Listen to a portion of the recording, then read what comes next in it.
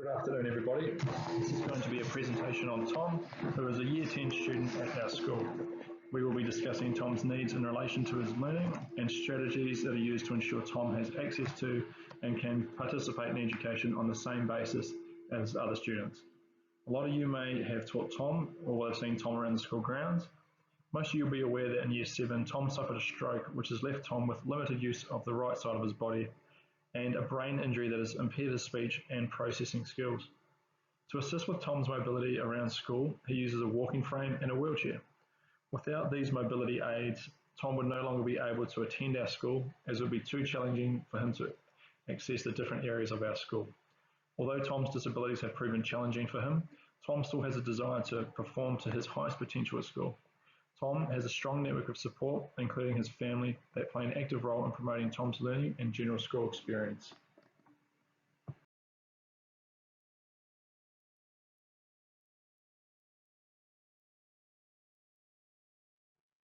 Although Tom has a major physical disability and there is a tendency to offer assistance quickly, I believe it is important in the workshop setting to allow Tom the opportunity to make mistakes when completing practical tasks.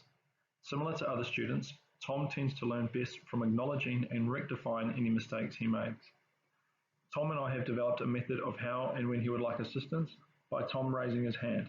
This indicates to me that Tom is stuck on a certain aspect of his project and requires assistance.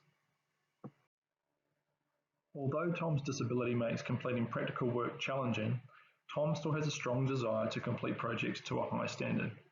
To assist Tom with this, we have organised for an SLSO to be present when completing practical aspects of projects. Tom has a very good relationship with his SLSO and utilises them to collect tools or materials that Tom may require. The SLSO can also assist Tom while using certain machinery that is not at a suitable height for Tom to operate. During lessons in the timber workshop, there are occasions where the teacher is required to give practical demonstrations. This generally can happen on any workbench, and students gather around to ensure they can visually see and hear the demonstration clearly.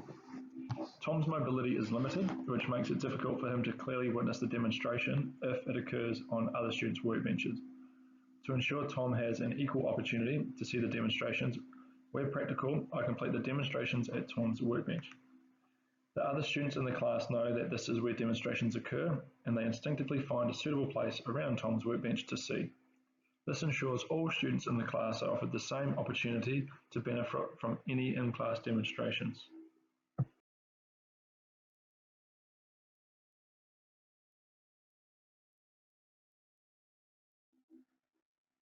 Due to Tom's limited ability to move freely around the school, he often will require the aid of either his walker or wheelchair. This can result in Tom being a little late to class.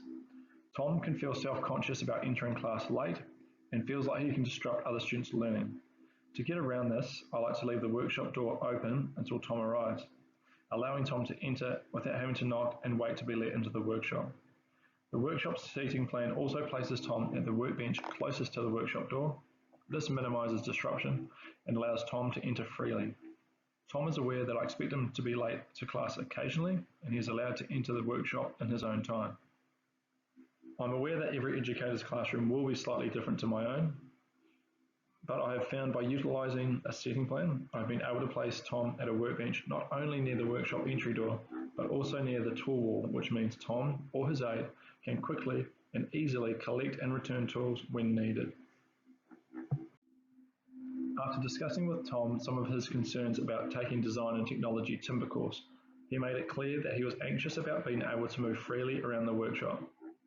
To ensure Tom was able to participate equally as the other students, we were able to provide extra room around Tom's workbench and have a large focus on ensuring there were clear paths around the workshop at all times, allowing Tom the freedom to utilise all parts of the workshop easily.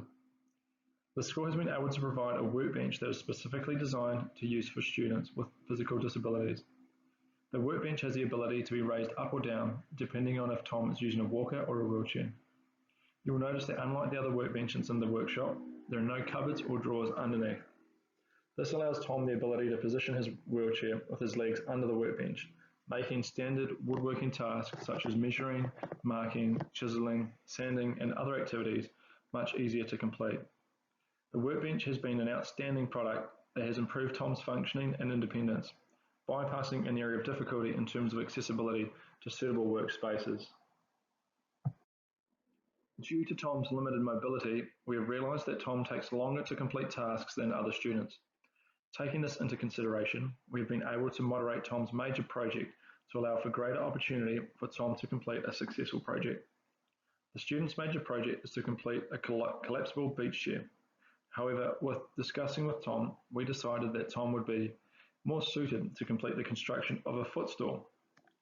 This still allowed Tom the opportunity to learn and implement certain woodworking techniques, such as house joints and dovetail joints, yet provided a less labour-intensive project that Tom could complete within the allotted 40 hours for this unit.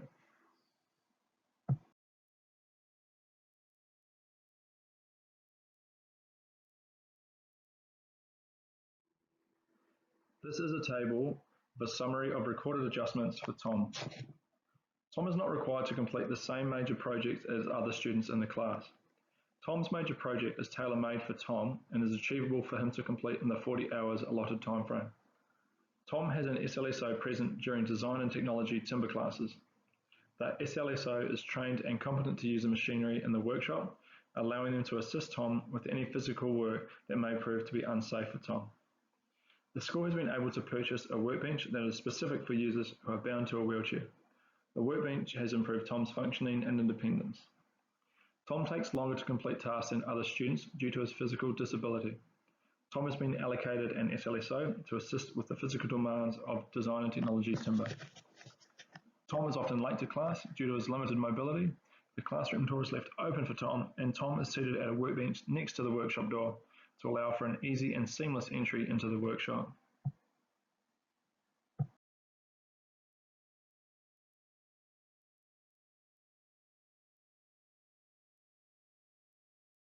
Prior to the start of Tom starting Year 10, I believed it was important to consult with Tom and his parents to gain an understanding of what assistance he would require to provide the best opportunity for him to succeed in Year 10 Design and Technology Timber course. I was able to explain the planned tasks and assessments for the year ahead, and we were able to openly discuss any worries and concerns regarding Tom's safety within the workshop or his ability to complete the required works. The discussion with Tom and his family was beneficial, and we determined that an SLSO would be required to assist Tom to ensure Tom had the ability to participate in this subject. Regularly discussing Tom's progress with the learning support team allows me to closely monitor and stay informed on his progress. I can then determine if Tom requires any additional assistance or moderating to be able to successfully complete tasks. During collaborative response model meetings, I'm able to discuss with other staff members different ways that Tom learns in the workshop setting. Educators of other faculties that teach Tom are also able to share different teaching methods that they find beneficial to promote inclusivity and ensure Tom has an equal opportunity to participate in all areas of school life. With Tom's blessing, I'm in constant talks with Tom's occupational therapist to discuss any regression or improvement in Tom's mobility, which may allow Tom to utilise new equipment in the workshop, or whether I as the educator need to provide adjustments to Tom's assessment to allow Tom the opportunity to complete successful projects.